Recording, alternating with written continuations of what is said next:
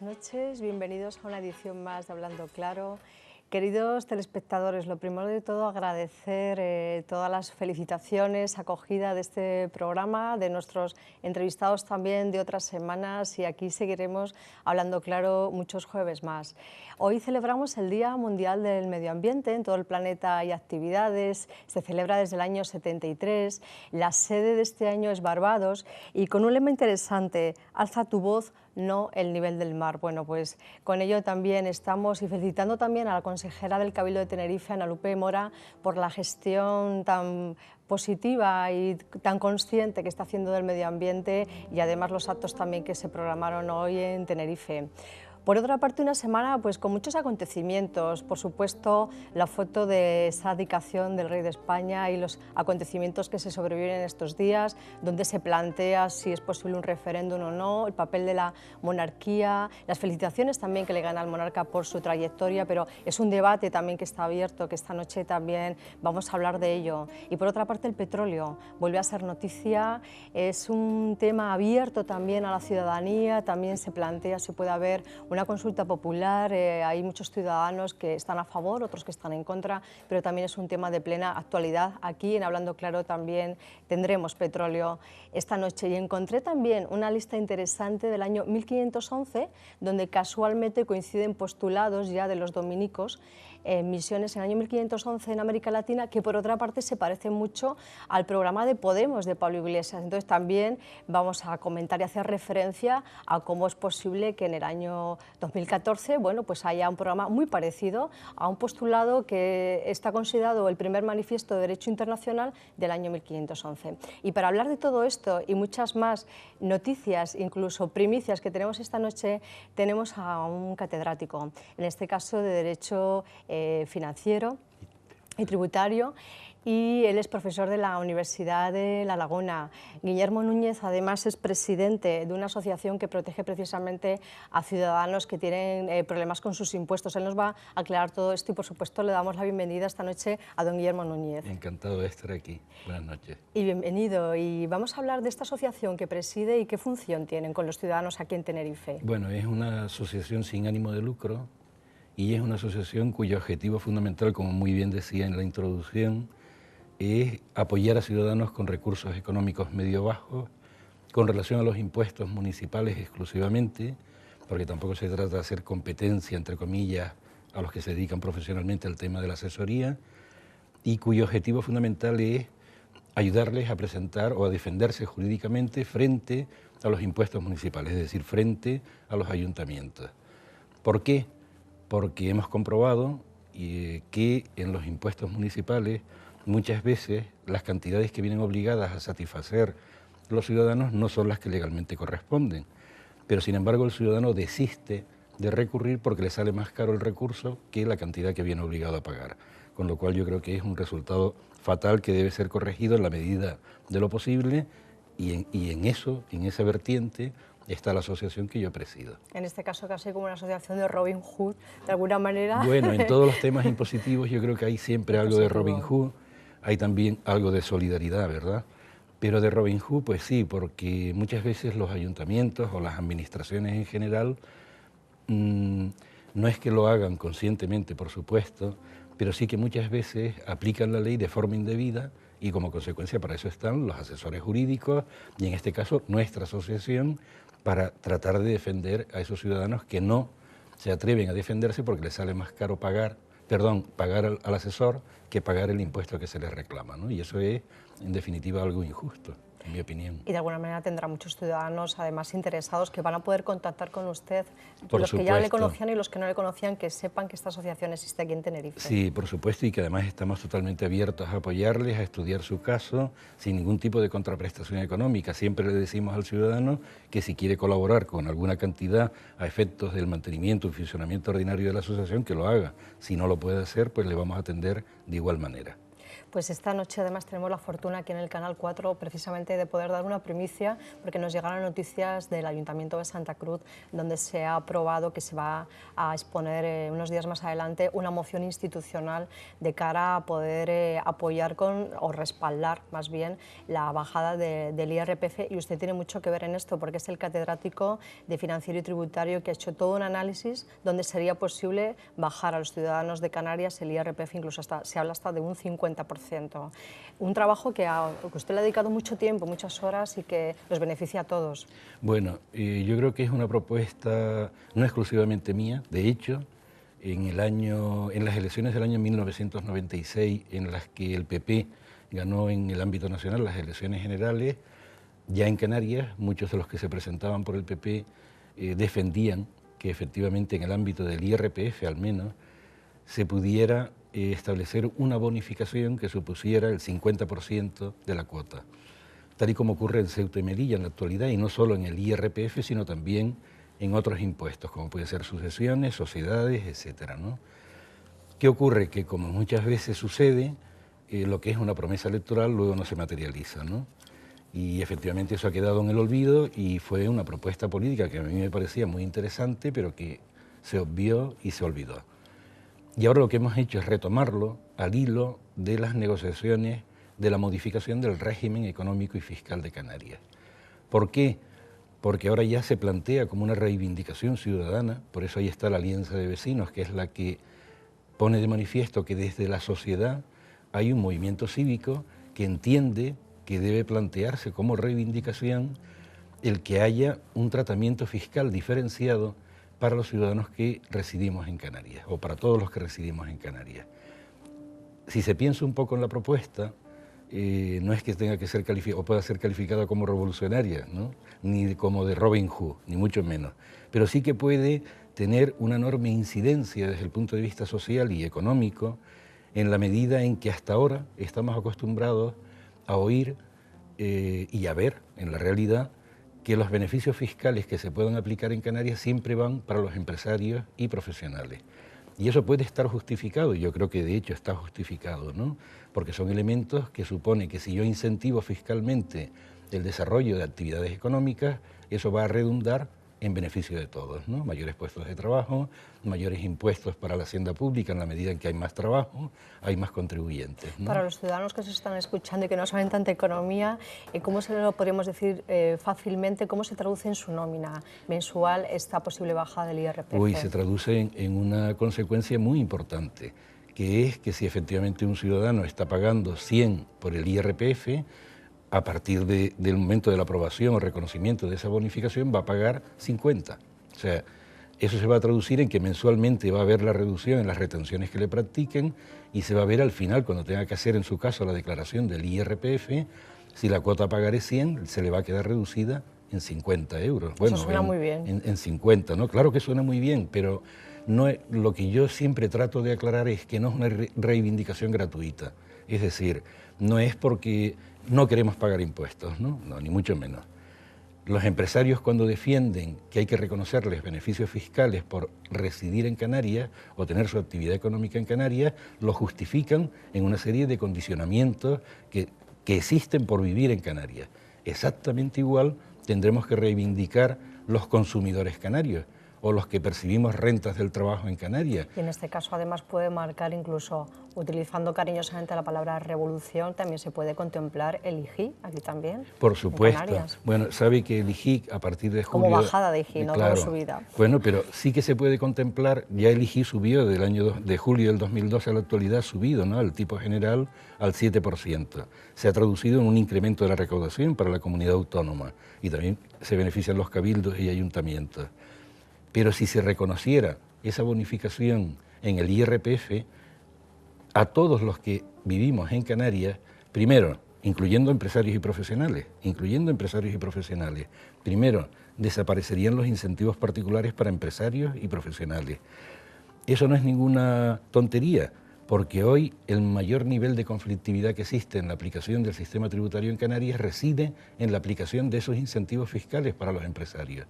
el 90% de los recursos humanos de la Agencia Estatal de Administración Tributaria, la Inspección de Hacienda, está dedicada a investigar y comprobar el cumplimiento legal de esos incentivos. Si se reconociera una bonificación a todos los que residimos en Canarias, esos efectivos humanos estarían dedicados a perseguir el fraude fiscal, que también seguramente es muy alto en Canarias como el resto de España, ¿no? Efectivamente, porque con un 33 o casi 40% de paro en Canarias, lo que nos explica es que haya más manifestaciones públicas y que posiblemente pueda haber una economía sumergida. Sí, con toda seguridad, con toda seguridad. Un paraíso fiscal, ¿no? Claro, desde ese punto de vista es evidente que tiene que haber economía sumergida en una región.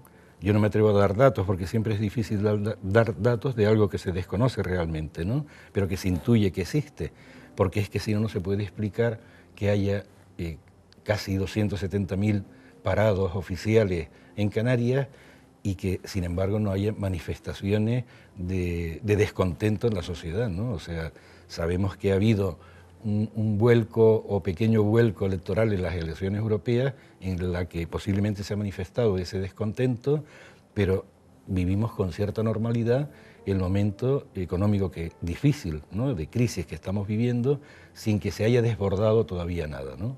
Eso tiene que poner de manifiesto que algún tipo de economía sumergida en bastante alta intensidad tiene que existir, porque si no, no se explica muy bien, ¿no?, que pueda haber casi 270.000 parados en Canarias sin que pase nada, ¿no? Incluso medidas económicas a tomar, se puede empezar a hablar de brotes verdes y de una salida cercana, ya empezar a salir cercanamente la crisis en Canarias. Bueno, yo en eso soy optimista. Yo creo que hay que ser optimista, en general en la vida, ¿no? Pero en particular en el ámbito económico, yo creo, no sé si el término es brotes verdes, ¿no?, que está tan desprestigiado después que lo decía la ministra Salgado, creo que era, ¿no?, sí, en el gobierno de Rodríguez Zapatero, pero yo creo que efectivamente hay políticas generales que ha hecho este gobierno, ¿no?, el gobierno de la Nación me refiero, del Partido Popular, que yo creo que se están traduciendo en pequeños avances, como las últimas cifras oficiales del paro, ¿no?, que ha disminuido muy poquito, pero que bueno, que la salida de la crisis no es fácil para nadie y que efectivamente yo doy por supuesto que el gobierno de la Nación en este caso está dando los pasos que consideran son necesarios, aunque se pueda discrepar de ellos en las medidas particulares que se puedan adoptar en cada caso, ¿no?, o algunas de las medidas. Pero en general yo creo que mi juicio es favorable, optimista y que efectivamente yo creo que España como economía y también Canarias, con mayor razón Canarias, ¿no?, que está salvada por el tema turístico, ¿no?, porque si no estaríamos bastante más fastidiados. Y en este caso también a través de la Alianza de Vecinos que dirige Abel Román, que es un luchador incansable y que gracias a él además estamos esta noche aquí en Canal 4 con usted. Esta Alianza de Vecinos recoge 500 asociaciones de vecinos de toda Canarias. Ellos y usted se unen y esta propuesta ya se eleva, en este caso, por ejemplo, al Ayuntamiento de Santa Cruz de Tenerife, que aunque no es vinculante y no tiene competencias, la intención de esta moción institucional por parte de todos los grupos políticos, evidentemente, es que se eleve en el Parlamento de Canarias, que es donde el consejero Ortiz de Economía sí puede hacer una revisión en profundidad y además luego plantear incluir estas medidas en el RED a nivel fiscal con todo el trabajo que están haciendo en este momento con el Estado. ¿Crees que es posible que este consejero de Economía que tenemos llegue a tomar por lo menos oxígeno, ¿no?, medidas de oxígeno para la economía canaria? Hombre, yo lo que espero, como mínimo, ¿no?, aunque sea optimista, también soy realista, ¿no?, pero como mínimo esperaría del consejero del Gobierno de Canarias, de Hacienda del Gobierno de Canarias, esperaría que hiciera algún tipo de manifestación a partir de esa aprobación de mociones como la que se puede aprobar en el Ayuntamiento de Santa Cruz o en otras instancias, que por lo menos hiciera manifestación pública de que le parece como mínimo una iniciativa digna de estudio o de consideración. Porque yo creo que tiene la misma justificación y tiene el mismo empuje que las reivindicaciones de empresarios y profesionales. ¿Por qué no esta que surge de la sociedad, aunque técnicamente yo haya colaborado con la Alianza de Vecinos y que estoy dispuesto a seguir haciéndolo, por supuesto? Yo creo que es muy interesante que una iniciativa vecinal de la sociedad civil sea por lo menos tenida en cuenta a efectos de considerarla, estudiarla y llegar a posibles soluciones desde el punto de vista tributario y de los ingresos de la comunidad autónoma. O sea que desde esa perspectiva me parece que como mínimo que sirva para eso es ya importante. Que no se tenga que materializar Ahora mismo, con efectos del 1 de enero del año 2015, bueno, ya veremos. Estamos en un periodo en el año 2015 de elecciones otra vez y eso puede ser un incentivo para la Alianza de Vecinos y cualquier organización civil a efectos de plantear cuestiones que puedan ser razonables, que puedan ser justas y que contribuyan o que por lo menos tengan en cuenta aspiraciones que son colectivas y que a mi juicio son serias, rigurosas y que tienen efectivamente posibilidades de aplicación práctica. Y en este caso también de ejecutar correctamente competencias, como pasa con el caso de los registradores de la propiedad, que la Comunidad Autónoma Canaria recupera lo que es el tema recaudatorio, ¿no? Donde ellos, bueno, me gustaría que aclare también, este es un punto interesante, el haber recuperado por parte de la Comunidad Autónoma lo que antes llevan a cabo los registradores de la propiedad, esa competencia. Particularmente ese era un tema que yo también tuve desde el punto de vista profesional, ¿no? Como profesor universitario, siempre me preocupó el ver que determinados impuestos que eran del Estado pero cedidos a la comunidad autónoma, por ejemplo el impuesto de sucesiones y donaciones, el impuesto de transmisiones patrimoniales, son impuestos estatales cedidos por el Estado a la comunidad y la comunidad autónoma, en vez de gestionarlos directamente, que tenía capacidad perfecta para hacerlo, me refiero en cuanto a efectivos humanos, es decir, había una administración, un aparato administrativo que lo podía haber hecho, sin embargo, se lo cedió su recaudación al cuerpo de registradores de la propiedad. Eso, a mi juicio, desde el primer momento ya revestía ciertos signos de posible ilegalidad. El tema inicialmente no estaba muy claro, pero ya hubo una sentencia del Tribunal de Luxemburgo, el de la Unión Europea, que en definitiva venía a decir que cuando los registradores recaudan impuestos, no lo hacen como funcionarios públicos, lo hacen como una empresa privada. Entonces, algo que es una función pública, que es la de recaudar impuestos, no puede estar en manos de una empresa privada. Entonces, a partir de ahí, yo me alegro de que la Comunidad Autónoma de Canarias haya optado por rescindir ese contrato con los registradores y que efectivamente eso haya pasado a manos de la comunidad autónoma, porque es un beneficio que se ahorra la comunidad autónoma a la hora de retribuir una función que ella misma puede realizar, tal y como se ha hecho ya y como ahora se concretará, porque creo que está en trámite, la ley o el proyecto de ley está en trámite en el Parlamento de Canarias, que es el de crear una agencia tributaria canaria, ¿no?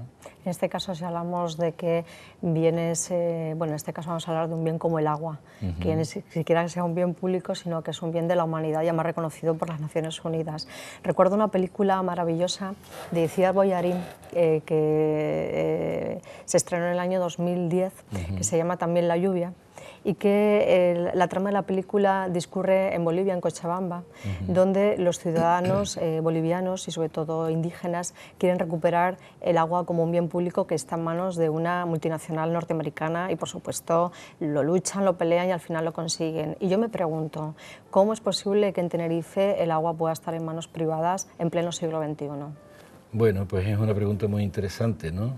Porque es algo que está íntimamente conectado con la historia de Canarias, con la historia de la conquista de las islas, porque en definitiva cuando se produce la conquista, uno de los elementos que utiliza el poder de la corona para facilitar la repoblación de las islas, concretamente de Tenerife y La Palma, que han sido históricamente las más ricas en agua, una de las cosas que se va a hacer es dar como derecho de propiedad privada, reconocer derechos de propiedad privada sobre los recursos hidráulicos que entonces existían en las islas. Antes, en esa época, en el siglo XV, evidentemente, tenían importancia las aguas superficiales, pero luego, con el paso de los años, de los siglos, estas han ido desapareciendo y lo que existe son recursos hidráulicos subterráneos. Entonces, esos recursos subterráneos que son fundamentales para el abastecimiento de la población que vive en Canarias y para los que nos visitan, están en manos privadas. O sea que si antes decíamos lo de los registradores, que actuaban como empresa privada, recaudando y cobrando un porcentaje muy interesante para ellos por cobrar tributos públicos, en el caso del agua, pues ya yo personalmente creo que es un recurso, como muy bien decía usted, poniendo el ejemplo de Latinoamérica, que quizás habría que plantearse en un momento determinado si eso puede continuar así, que esos recursos tan importantes puedan estar en manos privadas, ¿no? Efectivamente, y si hablamos también de recursos, ¿qué le parece la polémica que está habiendo con el petróleo? Petróleo sí, Bueno. petróleo no. Bueno, de hecho también comentamos aquí una noticia también que yo creo que es de interés del pueblo canario, y es que recientemente, hace unos días, escasos días, en Casablanca se han reunido empresarios de petróleo de todo el planeta y han acordado sí al petróleo en Marruecos, que lleva también sacando petróleo unos años a través del apoyo de Estados Unidos y de Francia. Pero es que en esta reunión hace unos días en Casablanca se acaba de acordar que en nuestras costas de Marruecos, que están enfrente de nosotros, bueno, nuestras de Marruecos, va a haber 8 pozos más de petróleo. Entonces, cómo están las aguas, lo que es la línea imaginaria entre las aguas ya de Lanzarote, que es la isla más cercana a Marruecos, bueno, pues es una línea divisoria imaginaria, por supuesto recogido en derecho internacional, pero es que por otra parte las aguas, por ejemplo, entre Tenerife, las 12 millas primeras, más luego las otras 12, que son 24 millas reconocidas internacionalmente, hay aguas internacionales entre Tenerife y Las Palmas, es decir, esto plantea también que si una empresa petrolífera quiere extraer petróleo entre Tenerife y Las Palmas, si pide permisos y se los dieran, también podría hacerlo. Es decir, si en las costas de Marruecos va a haber 8 pozos más de petróleo a partir de ahora, y aquí estamos con este debate, qué opinión le merece todo lo que está sucediendo y si puede haber esos peligros de medio ambiente, de dañar, ¿no?, lo que también es la fauna y la flora marina, en este caso, por supuesto, a las personas. Bueno, este es el programa, es Hablando Claro, ¿no? Hablando Claro. Pues yo le voy a hablar muy claro, manifestándole cuál es mi opinión al respecto en un tema que, como muy bien señalaba, es un tema que está hoy de plena actualidad y es un tema también, a mi juicio, un tanto conflictivo o aparentemente conflictivo. Yo le diría lo siguiente: si Canarias fuera independiente y hoy fuera un Estado independiente con sus instituciones políticas, de gobierno, y se hubiera descubierto que en las costas canarias había recursos petrolíferos, estoy completamente convencido que la actitud del gobierno de Canarias sería radicalmente distinta a la que mantiene el actual gobierno de Canarias. ¿Por qué le digo eso? No por un tema de intuición, sino por un tema de experiencia histórica. Cualquier país soberano, independiente, que tiene recursos petrolíferos, está tirando voladores de alegría, porque el petróleo sigue siendo un recurso fundamental. Como pasó en Noruega, por ejemplo. Claro, como pasó en Noruega. Entonces, ¿qué ocurre? Donde no ha habido ningún accidente. No ha habido ningún accidente, claro, pero Noruega o Gran Bretaña, ¿no?, que tiene también petróleo en las costas del Mar del Norte. Yo creo que eso hubiera ocurrido exactamente igual en Canarias. ¿Por qué no ha ocurrido? Yo creo que porque ahí ha incidido un factor fundamental, que es el factor político, en la medida en que esa competencia es del Estado español, como es obvio.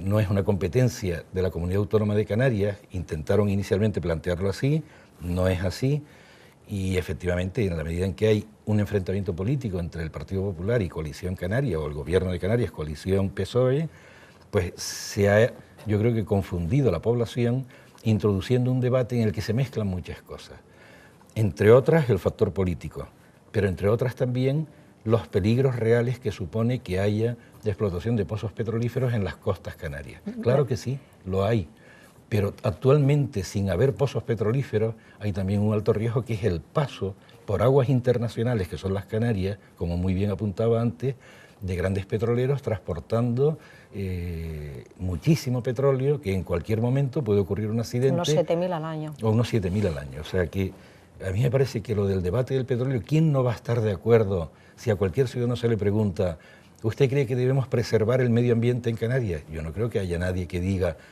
pero ni hablar, no hay que preservarlo, hay que acabar con él explotando el petróleo. Eso es una cuestión, a mi juicio, que no es real, o sea, que no es verdad. Que si yo tengo petróleo en mis costas, es muy difícil que no decirle no al petróleo. ¿Yo qué diría como gobierno de Canarias? Se lo voy a decir claramente, le diría, mire, si hay recursos petrolíferos, hay que aprovechar para Canarias, porque Canarias es una región de España, o una comunidad autónoma, hay que aprovechar, sacar para Canarias el mayor nivel de compensación posible. Que el Estado va a cobrar por derechos de explotación a Repsol o a cualquier otra multinacional la búsqueda de petróleo, y en caso de que se encuentre, cobrar derechos de explotación, pues una parte de esos derechos quizás podrían venir hacia Canarias. Que les va a cobrar impuestos, en este caso impuestos especiales por la extracción o comercialización o producción del petróleo, pues una parte podríamos negociarla con el Estado para que viniera para Canarias. Y finalmente, es una oportunidad también, a mi juicio, que podamos tener nuestra gente cualificada pues para todo ese entramado que está en torno a las plataformas petrolíferas, que perfectamente Canarias podría ser desde la reparación, como ya ocurre en la actualidad en el muelle de Gran Canaria, con los astilleros que allí existen, o con personal cualificado para otro tipo de tareas, trabajar en las plataformas o dedicarse a llevar los alimentos que mantienen las plataformas. Y lo que usted decía, una compensación, como pasa en otros lugares del mundo. En el programa electoral de Coalición Canaria en el año 2011, en la página 84, de hecho en Coalición se recoge una de las propuestas económicas, es acceder a competencias en materia de prospecciones petrolíferas. Es decir, ha habido un cambio de opinión, un cambio político dentro de Coalición Canaria desde su programa electoral en el 2011, estamos en el 2014 y se dice radicalmente no al petróleo. ¿Cree que ha podido ser una disparidad de criterios o no acuerdos entre el ministro Soria de Energía, en este caso, y de Industria, y con el presidente Rivero y con el grupo de Coalición Canaria, porque forma parte de su programa electoral? Quizá no ha habido un consenso en esa compensación y por eso se va a otra postura. Bueno, pues ahora no al petróleo.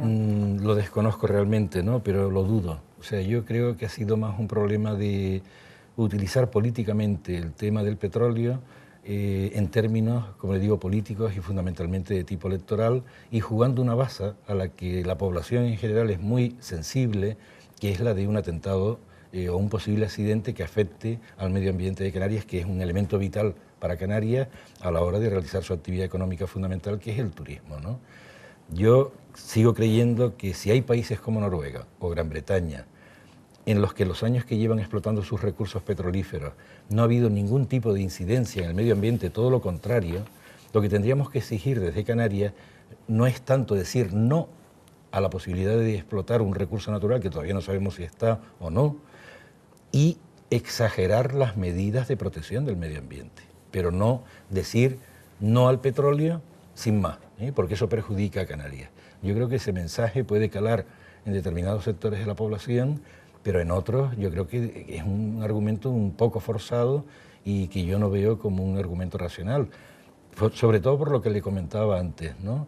Porque si Canarias fuera un Estado independiente, sería inconcebible que renunciara a que en sus costas existiera la posibilidad de analizar o investigar si hay recursos petrolíferos. Y en este caso el plan energético regional se queda paralizado hace unos años. ¿Qué ha sucedido también para llevar a esta situación? Yo creo que eso es más lamentable, ¿no?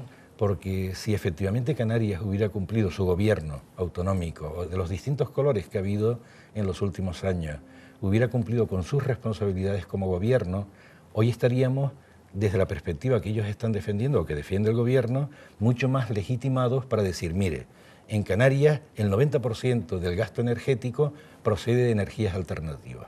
Y eso hubiese sido posible si hubiera habido una responsabilidad mayor por parte del gobierno. Yo creo que el principal responsable de que eso no haya sido así es este y los anteriores gobiernos, con lo cual es bastante más absurdo todavía que sigamos diciendo no a las prospecciones petrolíferas porque no tenemos un plan alternativo. Y si no tenemos un plan alternativo, lo que tenemos claro es, si no me equivoco, que en la balanza comercial, o sea, lo que importa a Canarias, una de las principales medidas es la importación de petróleo, que yo creo que Canarias se gasta más de 4.000 millones de euros en importación en concepto de petróleo, si no tengo mal los datos, ¿no? Entonces, todo es una especie de disparidad, ¿no? Yo tenía algunas frases de economistas de prestigio y reconocimiento del mundo, algunos economistas pues, como Adam Smith, como Keynes, pero también algunas frases, por ejemplo, en torno al petróleo, como decía Hugo Chávez, el mundo debe olvidarse del petróleo barato. Por ejemplo, Vicente Fox, el expresidente también de México, nosotros, una nación rica en petróleo, dentro de 9 años no tendremos un solo barril que vender al exterior. Es decir, hay una disparidad también de criterios en este caso, ¿no? Y esta una frase que yo se la dedicaría al ministro Soria y al presidente Rivero, que dice, los precios que ahora pagamos por la gasolina quizá parezcan altos, pero todavía no están ajustados en lo más mínimo al nivel mundial del precio del petróleo. Y es una frase del economista Samuelson, por ejemplo, ¿no? Esta frase que todavía ni siquiera nos podemos hacer una idea del coste del petróleo, ¿no? Bueno, también es verdad que en ese coste del petróleo hay una parte muy importante que no tiene nada que ver con el coste en términos económicos del petróleo, sino por la cantidad de impuestos que se pagan por cada litro de gasolina que nosotros utilizamos. Samuelson también se refería a esto. Claro, claro. O sea, en su sentencia. Y también es verdad, el otro día estaba yo leyendo un reportaje sobre el tema de los recursos naturales en la actual Rusia, ¿no? La antigua Unión Soviética, y cómo el presidente Putin se ha tomado como un tema casi que personal el seguir manteniendo en manos del Estado todos los recursos naturales fundamentales, ¿no?, que tiene Rusia y que son muchísimos, fundamentalmente petróleo y gas, ¿no?, precisamente porque es un arma estratégica fundamental desde el punto de vista internacional, pero también desde el punto de vista de función del Estado, ¿no? O sea, allí no tienen el problema de que la explotación de los recursos petrolíferos o gasísticos esté en manos privadas, sino que las tiene concentrados el Estado. No digo yo que ese sea el modelo a seguir, evidentemente, ¿no? Seguramente está justificado en el caso de Rusia, seguramente no está justificado en los países occidentales como España, ¿no? En este caso, si hablamos de privatización, disculpe, en el pleno del Cabildo de este lunes hubo también un agitado debate por la posible privatización de AENA, incluso hasta un 60%, donde el Cabildo, el gobierno del Cabildo, bueno, pues no está conforme con esta privatización. Lo que pasa es que el Cabildo no tiene competencias en esta materia y el consejero Manolo Torres lo recordaba, ¿no? Pero eso me hizo recordar también una carta que el presidente del Cabildo escribió hace unos días y publicó, que se llama Aprender de los errores, que la hemos estado aquí leyendo y comentando. Sí. Y bueno, es una carta donde no propone soluciones ni respuestas, donde sí se lamenta, pero incluso un presidente que escribe una carta donde habla de errores, de fracasos continuamente, no aporte soluciones, incluso se puede llegar a plantear una dimisión, porque aprender de los errores también puede ser aprender a dimitir cuando las cosas no funcionan, y en este caso además el presidente del Cabildo hace una comparativa entre la tendencia puntera de la tecnología que ellos quieren imprimir en Tenerife a través de las tecnologías y como una base incluso para conexiones de datos con África, pero por otra parte recurre continuamente a la agricultura, y en la experiencia que tengo es que cuando se habla mucho de tecnología y agricultura, que son dos polos opuestos, estamos hablando de un índice importante de pobreza. ¿Qué le parece esta carta al presidente? Bueno, pues efectivamente, antes que tuvimos oportunidad un poco de comentarla y de leerla, porque yo no la había leído, ¿no? Aprender de los errores, efectivamente, como muy bien decía usted antes, a lo mejor es reconocer como primer error que la gestión que se ha realizado no es precisamente la más correcta, y como consecuencia, cuando se reconoce eso como error, lo mejor es dar paso a otras personas, ¿no?, o a otras ideas o a otros planteamientos. Si la finalidad de las declaraciones del presidente del Cabildo van en esa línea, es decir, reconocer que ha habido un error... Y que tampoco pide perdón a los ciudadanos. Y que tampoco se pide perdón. Eso sí lo ha hecho el rey de España, ¿no? Sí. Que lo hizo en su momento, que pidió perdón, ¿no? Sí. Pero bueno, siguiendo con este tema, yo creo que si el presidente del Cabildo no se plantea el tema de la dimisión, que además es presidente por designación del anterior presidente, ¿no?, que es una cosa también un poco anómala de alguna forma, ¿no? Está reconocido la ley, sin embargo, sí, esa transición, sin embargo, no ha sido elegido directamente claro, por el pueblo. Pero políticamente es un poco chocante. Y además había otra alternativa como Víctor Pérez Borreo, en este caso un consejero estrella del Cabildo, que salvó económicamente el año pasado al Cabildo. De esa gestión se ha reconocido y yo creo que, por por ejemplo, el caso de Víctor Pérez Borrego es un político con una trayectoria muy relevante a mi juicio y muy interesante, ¿no? Pero bueno, ya son cosas que escapan un poco al tema de lo que uno puede opinar, ¿no? O sea, ya es un hecho que Carlos Alonso es el presidente actual de la Corporación Insular, y como tal presidente hay que darle también un poco de un pequeño voto de confianza, ¿no? O sea, a pesar de que haya sido el origen de su designación, bueno, si ese artículo plantea un tema de error, dígame usted cuáles son las alternativas, ¿no? O sea que, y las alternativas a una política insular, pues a mí me gustaría oír, por ejemplo, ¿no?, que una de las alternativas es analizar la situación de muchas empresas públicas que dependen del Cabildo, ver cuál ha sido su trayectoria, si son empresas que son deficitarias, por qué lo son, y si efectivamente se llega a la conclusión de que no son viables económicamente, no se pueden seguir manteniendo. Tengo una y hay que cerrarla. Otra frase hablando de este tema, dedicada precisamente esta noche, se la dedicamos a Carlos Alonso, el presidente de Cabildo, que es una frase de un economista de Keynes, que en este caso dice: cuando el desarrollo del capital de un país se convierte en un subproducto de las actividades de un casino, es probable que el trabajo se haya hecho mal. Es que yo creo que esta frase Keynes la ha debido escribir, aunque no conozca a Carlos Alonso, pensando en él en el futuro, porque es que es exactamente lo que estamos comentando. Bueno, yo desconozco en particular cómo está el tema de los casinos, sé que ha sido un tema polémico entre la representación de los trabajadores y el Cabildo como tal, ¿no? A la hora de plantear un proceso de privatización, que ahí sí que es competente el Cabildo para poderlo hacer, este ¿no? Caso, No como en el caso de AENA. Bueno, y que el Cabildo también tiene competencia en los impuestos aduaneros, que también el Cabildo tiene afán recaudador en los impuestos de aduana. Sí, por también. supuesto. Es en el AIEN, o sea, en el impuesto, el arbitrio a la importación de mercancías en Canarias. Que es altísimo. Muchas personas quejan de que a veces cuesta más el impuesto que el producto en sí que les envían, ¿no? Pues que reciben de otros sitios. Poniendo en conexión ese tema, que es un tema particular, práctico, ¿no?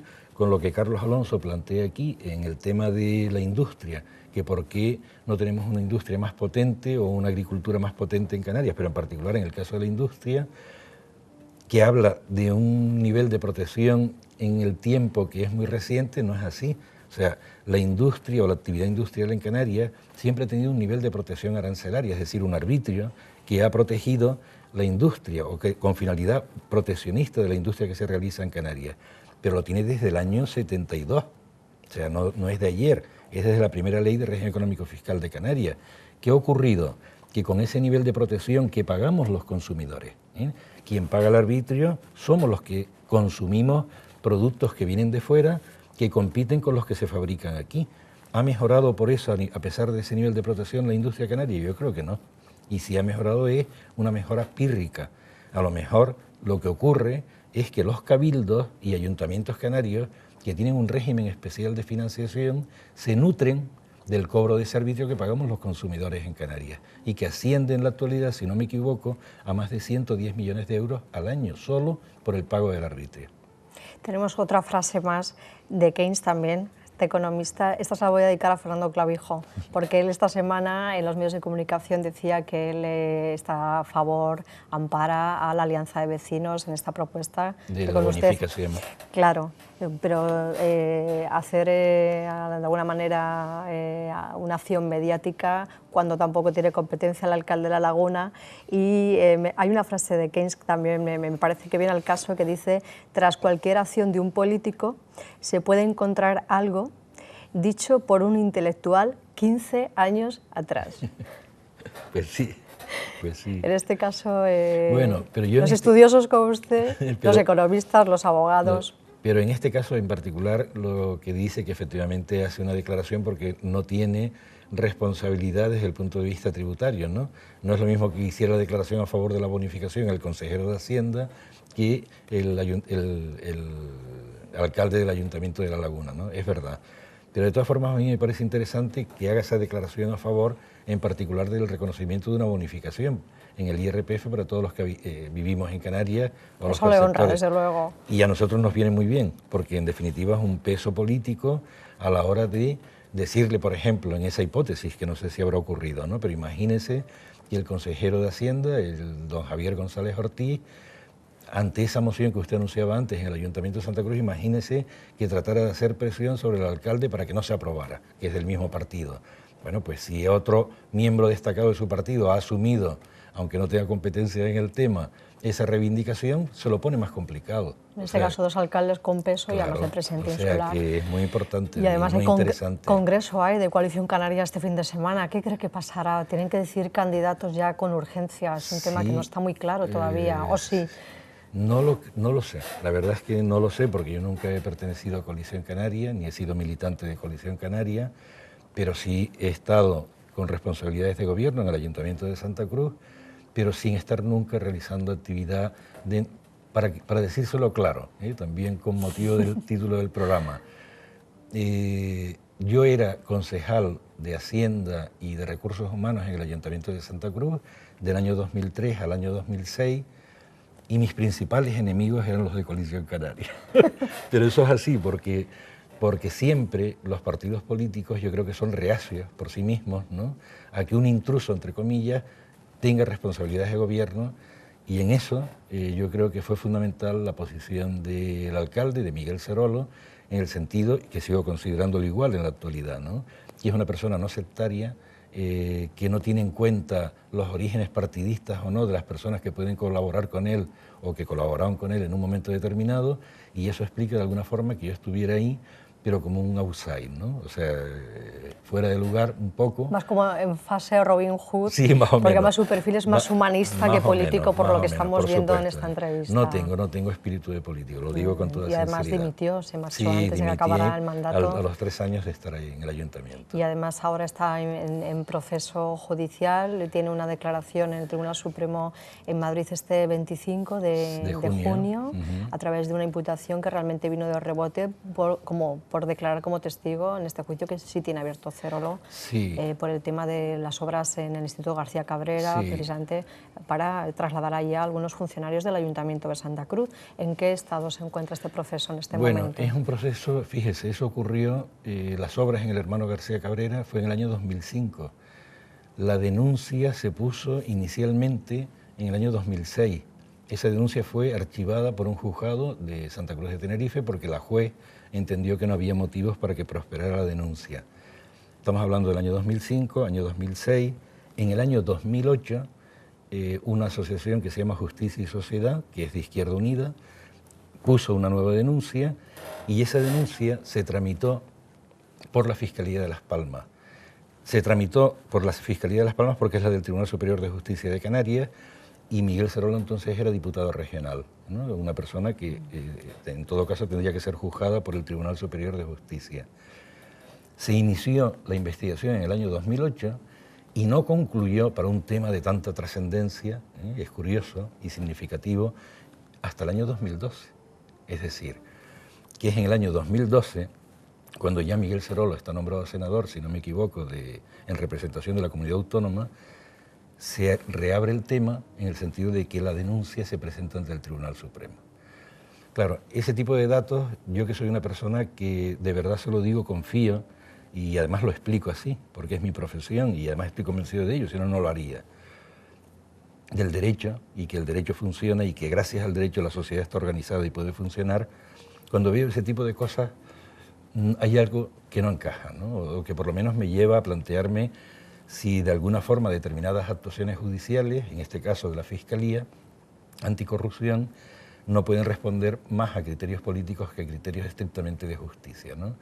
Pero cualquiera que sea el caso, el hecho es que yo, conociendo el tema como lo conocí, porque lo inicié yo, el tema del traslado al Hermanos García Cabrera y las obras iniciales en el Hermanos García Cabrera, me dolía, sinceramente, que estuviera imputado el alcalde, Miguel Cerolo, que entonces era alcalde, y un funcionario que era Castro Bruneto. Y yo no, que era el que había iniciado el tema, esa es la realidad. Claro. Entonces yo le planteé a Miguel Cerolo, le dije, mira, a mí esto me parece que es un poco inadmisible, ¿no? Yo voy de testigo al Supremo para contar cómo fueron las cosas y cómo yo actué y cómo es el resultado, yo creo que de una denuncia política, no de una denuncia debidamente fundamentada en derecho y en justicia. ¿Podrá apelar a su derecho al olvido también? Claro. Ojalá. Pero yo fui como testigo y fui allí y el fiscal del Tribunal Supremo consideró, yo creo que cínicamente, lo digo con total claridad, que iba más protegido yendo como imputado que yendo como testigo. Así mismo me lo dijo por escrito, ¿no? No es que yo lo esté diciendo como conclusión. Y efectivamente, fui como imputado, participé en la instrucción del caso, tuve oportunidad de contestarle al juez y al fiscal las cosas que me planteaban y al final se decidió por el juez instructor que debería ir como acusado. En esa situación estoy en la actualidad y estoy pendiente de poderme defender públicamente, ¿no? Cuando se celebre esa vista oral y defender mis argumentos con mi abogado, y estoy completamente convencido de que no seré condenado porque soy inocente. Y si fuera condenado, siendo como soy inocente, pues la verdad es que dejaría de creer, no en la justicia, pero sí en la probidad o en la fundamentación de los jueces del Supremo a la hora de emitir una condena por prevaricación, cuando yo creo que no existe ningún tipo de actuación prevaricadora, no solamente por mí, sino también por parte del alcalde y del otro funcionario que está implicado en el asunto. Y en este caso incluso a veces hay una demanda ciudadana, yo lo escucho muchas veces, del por qué la Fiscalía Anticorrupción de Tenerife es de las que actúan menos en toda España, instancia de parte, cuando en Tenerife pasan muchísimas cosas, ¿no? Hay como una demanda, ¿no?, ciudadana de actuaciones, de investigaciones, y sí, la Fiscalía... pero también hay, yo creo que hay también un desequilibrio en el siguiente sentido. O sea, hoy muchos partidos que están en la oposición, yo no digo que ilegítimamente, pero sí de forma abusiva, utilizan la vía judicial para plantear muchas veces sobre sospechas, no sobre hechos fundados, que pueda haber casos de corrupción. Que a lo mejor luego se acaban sobreseyendo, pero claro, el ciudadano se queda con esa imagen. Se queda con esa imagen. Entonces, por eso precisamente, una persona que hoy esté imputada en España va fastidiada, porque ya casi tiene un juicio de los medios. Bueno, la infanta en este caso, de momento va escapando, ¿no? Bueno, va escapando, pero la imagen ya pero también. O sea, me voy a referir a un caso particular que leí el otro día en la prensa. Víctor Díaz fue consejero de Trabajo del Gobierno de Canarias y fue imputado hace 16 años respecto de fondos comunitarios del Fondo Social Europeo para el tema de la enseñanza, en fin, la formación profesional en Canarias. Ha sido imputado hace 16 años y todavía aún hoy no se ha celebrado el juicio. Entonces, ¿cómo puede ser eso en un país que se supone moderno, que tiene un sistema judicial que funciona relativamente bien? Esa persona ha sido perjudicada por haber sido imputada desde hace 16 años. Bueno, si hablamos del sistema judicial, el juzgado de Güímar es el más lento de toda España emitiendo sentencias. ¿Ah, sí? Y el Tribunal Superior del Consejo General del Poder Judicial le sancionó, y hay una sentencia que obliga al juzgado de Güímar a emitir un número de sentencias determinado al año, y si no, vuelve a ser sancionado.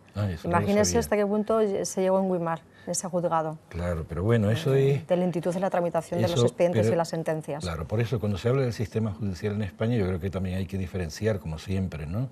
No se puede condenar generalizando, porque habrá jueces excelentes y habrá jueces que no lo son, ¿no? Exactamente igual que hay profesores excelentes y profesores que lo son menos, o que lo somos menos. Es profesor en la Universidad de La Laguna. En la Facultad de Derecho. Y los alumnos no le preguntan, por ejemplo, le hemos visto profesor en la prensa, ¿qué titulares tiene? Porque sí, también, ¿no?, lo que estamos hablando de la imagen. Por supuesto que me lo preguntan. Los estudiantes de Derecho y de Económicas, a los que usted les da clase. Pero siempre lo hacen. Claro, yo comprendo también que muchos no lo harán, ¿no?, por prudencia o porque podrán considerar... Pero no le digo nada, que no quiero aprobar la asignatura. Y no quiero hacer referencia a algo que le puede estar afectando negativamente a este señor, ¿no?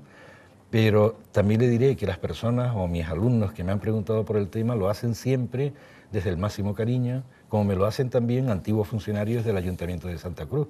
O sea, yo no tengo un mal recuerdo de la generalidad de los funcionarios, tengo malos recuerdos de determinados funcionarios, ¿no?, o personal laboral, pero en general la gente es proclive a solidarizarse con uno y a decir, en fin, ya verás cómo esto va a terminar bien porque te conozco, eres una persona seria, con una trayectoria determinada, y eso también es una satisfacción, ¿no? Y además el perfil humano, que quien le conoce está claro que lo tiene, y los televidentes que nos ven esta noche podrán sacar sus propias conclusiones de todo lo que estamos aquí hablando, claro, precisamente. Pues casi como una anécdota, a veces pasan cosas y otras veces no se toma conciencia del alcance de otros. Por ejemplo, lo voy a contar como una especie de anécdota que no lo es. Es un informe público de Fomento, en donde, no sé si recuerda que el año pasado se celebra aquí en Tenerife el Centenario de Aviación. Sí. Entonces el presidente de la Asociación del Centenario, se llamaba David Borges, tuvo un accidente con un Boeing 340 nuevo de Iberia, dando clase a unos alumnos por una serie de negligencias que el informe de Fomento públicamente recoge. Pero claro, aquí se puede hasta romper un avión por parte de un piloto que luego dejó de ser docente después de ese accidente y no pasa nada. Entonces luego nos quejamos de que suben los billetes, que no estoy hablando de Iberia, pues en este caso es un Boeing 340 nuevo de Iberia, que este señor por una serie de negligencias se rompe el avión, y entonces menos mal que no hubo heridos, pero quiero decir que a veces suceden cosas y es como, bueno, ¿cómo se pueden pasar cosas de largo de este calibre ¿no? Y además luego dar la imagen de alguien que es piloto aquí, además ante un centenario de aviación de Tenerife, que mira que hay pilotos por el mundo, incluso humanitarios, y esas personas luego a lo mejor no salen en los medios o no tienen ese tipo de cargos y otras personas sí. Parece que aquí la gente no dimite, no paga, no reconoce, no pide perdón, como hablamos antes de la carta también del presidente del Cabildo. ¿Por qué estamos en ese desbalance humano en este momento? Yo creo que es muy interesante lo que está planteando, porque normalmente ese tipo de juicio o de impresión se la llevan los ciudadanos respecto de los políticos, ¿no? Claro. Y no son capaces, o si lo son, no lo manifiestan de forma tan intensiva cuando ocurre con otros sectores de la sociedad. Ese ejemplo que me está poniendo de ese piloto que vaya currículum para ser después presidente de ese centenario de la aviación, ¿no? En Tenerife. Sí. Pero es que ocurre también con los banqueros, ocurre con determinados empresarios, como era el caso del presidente de la COE, que hoy está en la cárcel, ¿no? Díaz Ferrán. O sea, ocurre en muchos sectores de la sociedad y parece que nos cuesta ir asumiendo que efectivamente lo que se dice popularmente, ¿no? Que después parece que no se cumple, el que la hace la paga, ¿no? O sea, si efectivamente se sacaran las consecuencias... Ojo por ojo y diente por diente. No tanto. No tanto. Yo no iría tanto, porque para eso creo en el derecho, ¿no? O sea, la justicia. Creo que debe haber alguien neutral que trate de analizar el tema y de dictar la resolución que corresponda, ¿no?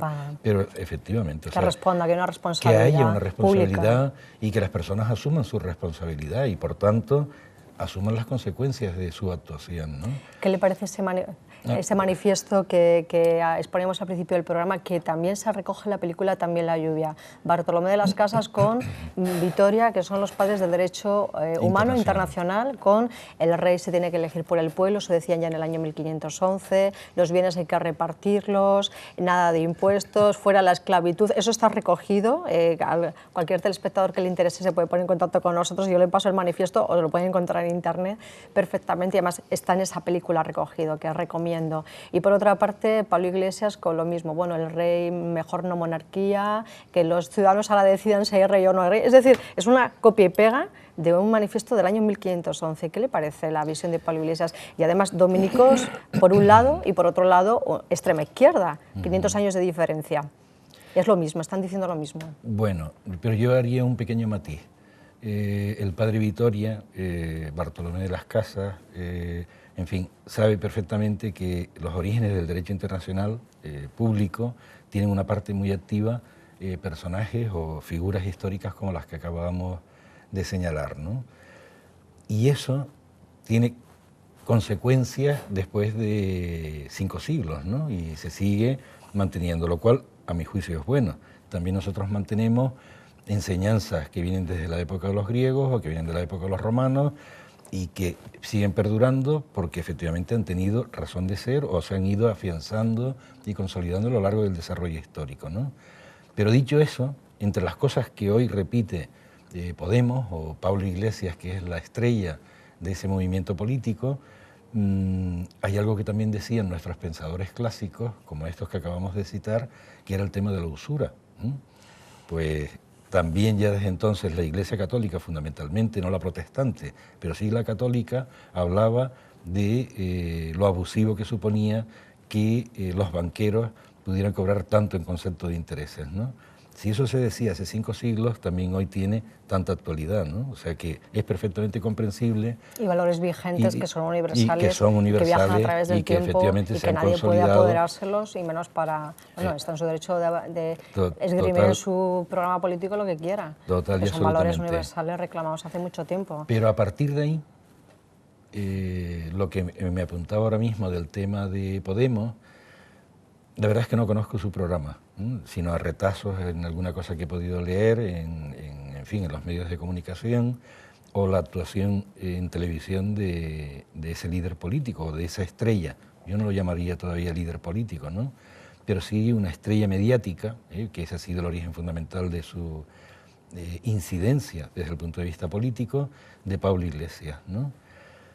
Yo creo que, en fin, que hay que tomar con cautela ese tipo de manifestaciones, porque es innegable que un grupo como el que lidera o encabeza Pablo Iglesias es un poco el eco de un descontento general por parte de amplios sectores de la población. Se ha concretado en 1.200.000 votos en las elecciones al Parlamento. Ese millón y pico de personas es en el fondo la masa crítica, que estaba enfadada, indignada, votos de castigo a otros partidos y que realmente la ha sabido utilizar, canalizar, sí, respetando el derecho al voto, que es un derecho y que cada uno puede votar a quien quiera. Pero además voy a comentar algo también como anécdota en este programa, y es que realmente se dice que él tiene un matiz bolivariano.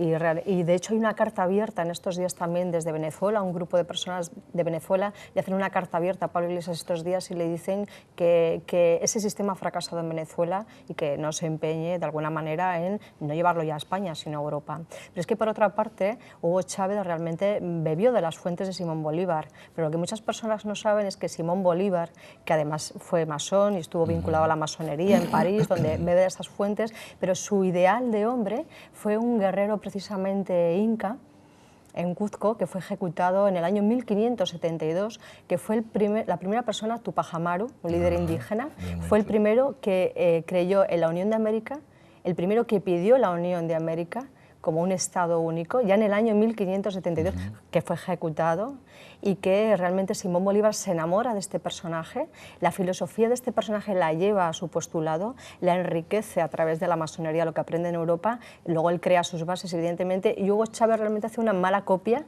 de otros líderes anteriores que además comienza la historia en Cuzco, es decir, que muchas veces hacemos copia y pega de líderes que ni siquiera reconocemos ni honramos, cuando realmente yo creo que siempre hay que honrar a las fuentes que nos han enseñado y nos han traspasado esa memoria ancestral. Pues le reconozco que desconocía por completo lo de ese tema, esa conexión con ese líder, ¿no?, de Tupac Amaru, sí, que es lo correcto, ¿no? Sí. Tupac Amaru. Sí. Pero también creo, por ejemplo, en la vertiente de Simón Bolívar como masón, que lo que sí estoy completamente seguro que Hugo Chávez sí que no era masón. De hecho, se le asocia un poco incluso a la santería, otro tipo de rito, pero bueno, pero eso... no del tema de la masonería, que tiene que ver con un pensamiento ilustrado. Porque como además era el de Venezuela es Simón un país Bolívar. donde hay mucha santería, es un país que tiene ese tipo de creencias quizás y de tenga religión. más ese tipo de conexión, ¿no? Sí, una religión que espiritista, en este distinto. caso. Pues vamos a acabar esta entrevista. Le voy a dedicar a usted una frase también, con todo mi cariño, de Adam Smith, que me imagino que es un modelo de economista que usted ha tenido referencia muchas veces, que dice: muchas personas pasan por nuestra vida, pero solo muy pocas llegan a ocupar un gran lugar en nuestro corazón. Con todo mi cariño y con todo mi reconocimiento a su labor educativa, además que el perfil estudiantil es muy importante alentarlo y enseñarlo. Le doy las gracias por esta entrevista y siempre que quiera será bienvenido a Hablando Claro. Bueno, pues yo le doy también públicamente las gracias, he estado encantado y se me ha pasado el tiempo en un pispás, o sea que... Además estamos ya fuera de tiempo, pero pues... hace un rato, pero estaba tan interesante, sabía que se nos iba a pasar el tiempo rápido y muchas gracias por la generosidad también a la hora de exponer los contenidos. Muy bien. Y con nuestros queridos televidentes, en nuestra querida isla de Tenerife, Canarias, el resto del mundo, un abrazo muy grande, disfruten del fin de semana. Y volveremos con más cosas interesantes el próximo jueves en Hablando Claro, en el Canal 4. Un abrazo.